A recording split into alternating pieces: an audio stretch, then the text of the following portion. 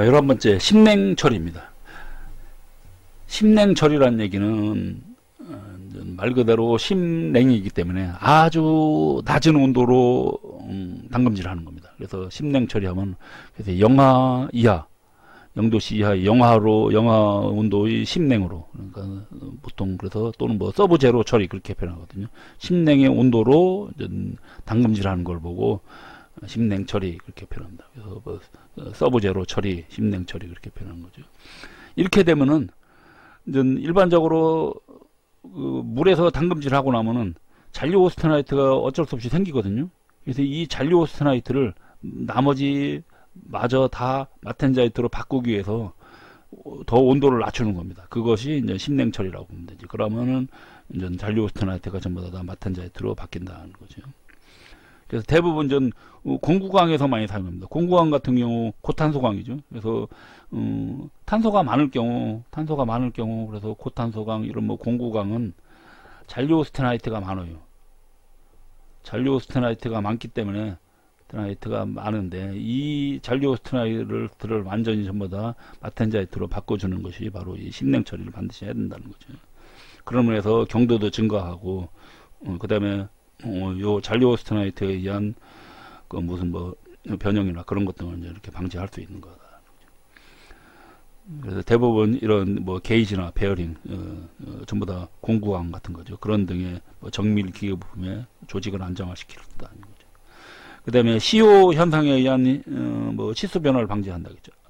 우리가 전에 10장에서 보면 그 담금질 CO 현상이 있었죠. 다시 한번 보면 담금질 CO는 담금질 CO를 하다 보면 잔류오스테나이트가 천천히 이제 선행을 할 때, 담금질을 할 때 이제 뭐 저런 거죠. 뭐 예를 들어 마켄칭이나 그런 거 할 때 요 잔류오스테나이트가 마텐자이트로 변태하면서 이렇게 하면서 변형이 생기는 거거든요. 변형이 생기는데 이 변형 이거를 막아주는 거죠. 아예 처음부터 다 마텐자이트로 다 계속 바꿔주게 하는 거죠. 그러면은 이런 CO 현상이 일어나지 않죠. 담금질 CO 현상이 일어나지는 않는다. 그러면서 치수 변화를 방지할 수 있다. 그리고 이제 뭐 특수 침탄용 강, 그 침탄 부분을 완전히 마텐자이트로 해서 표면 경화 효과를 더 높일 수 있다. 요 침탄용 강도 침탄이 되면 어떻게 됩니까? 탄소가 높은 공구강처럼 이렇게 탄소가 높거든요. 그러다 보니까 여기도 역시 잔류오스테나이트가 많을 수가 있어요. 그래서 그걸 전부 다 마텐자이트로 다 변태시킬 수 있다. 그리고 스테인레스 강 같은 경우는 강도를 좀 더 이렇게 높일 수 있는 뭐 그런 특징이 있는 것이 심냉 처리다. 그래서 심냉 처리는 여기 좀 잘 알아두시고, 그 효과 목적 잘 알아두시고, 그 다음에 심냉 처리 방법은 보통 냉매를 사용해야 되는데요. 냉매는 드라이 아이스나 또는 알코올 같은 걸 쓰거든요. 그러면 이 정도면 드라이 아이스가 이렇게 들어가 있는 거. 우리 그 아이스크림 사면 아이스크림 녹지 말라고 드라이 아이스 주죠. 그거는 한 영하 78도 정도 됩니다. 그 다음에 액체질소를 쓰게 돼요. 액체질소는 마이너스 196도, 영하 196도니까 상당한 거죠. 자, 그래서 여기에 그 핵심 키 오른쪽에 보시면은 심냉 처리용 냉각제 온도가 있습니다. 그래서 일반적으로 소금하고 얼음에다가 소금을 집어넣으면 더 녹는 온도가 이제 그 온도가 더 내려가는 거죠. 그래서 이렇게 되면 이제 21.5도. 보통 얼음이 0도인데, 0도에서 오는데 이렇게 돼 소금이 들어가면 이 정도. 그 다음에 에테르하고 드라이 아이스. 이것이 이제 요거죠. 드라이 아이스와 알코올 들어간 거죠. 에테르가 알코올. 그러면 여기 이제 영하 78도. 그 다음에 암모니아 같은 경우는 한번 영하 50도까지도 가고, 액체 산소는 영하 183도, 액체 질소는 영하 196도, 액체 헬륨 같은 경우는 268.8도. 그러니까 보통 우리 거의 절대 온도가 가까이 내려가는 겁니다. 보통 절대 온도라고 하면 마이너스 273도죠. 절대 온도요. 이것이 마이너스 273도면 절대 온도로 가면 여기가 도시면은 절대 온도는 0도가 되는 거죠. 0도 K.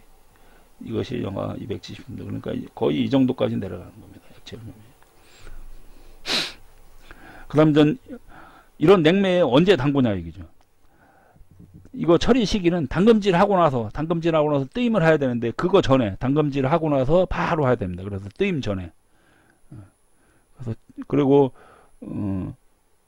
처리 온도가 영하 60에서 영하 80인데 여기가 영하가 빠졌네요. 영하가 마이너스가.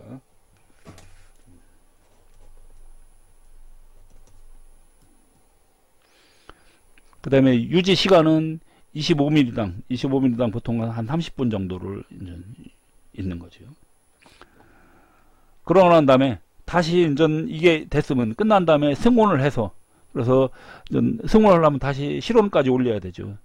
서버 온도에서 요 영하 이 정도에서 다시 실온위로 올리고 난 다음에, 그 다음에 그대로 이제 공기 중에 방치해도 되고, 또는 이제 이렇게 하다 보니까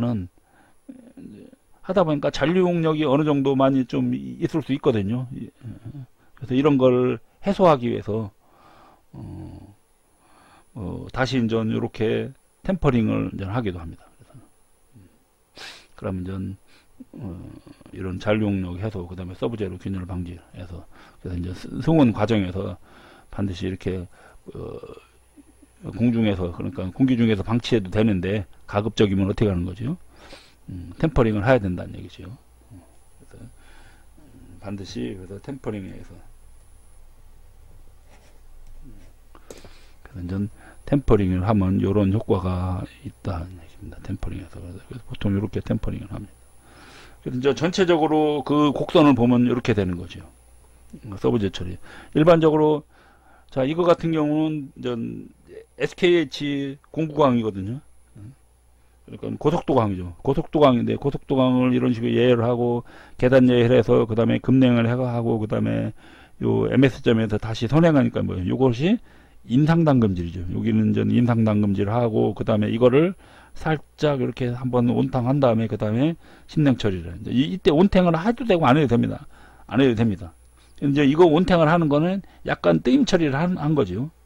뜨임 처리를 약간 한 다음에, 그 다음에 심냉으로 다시 담그거든요. 이건 안 해도 됩니다. 이거 안 하고 이제 심냉으로 이렇게 들어가도 돼요.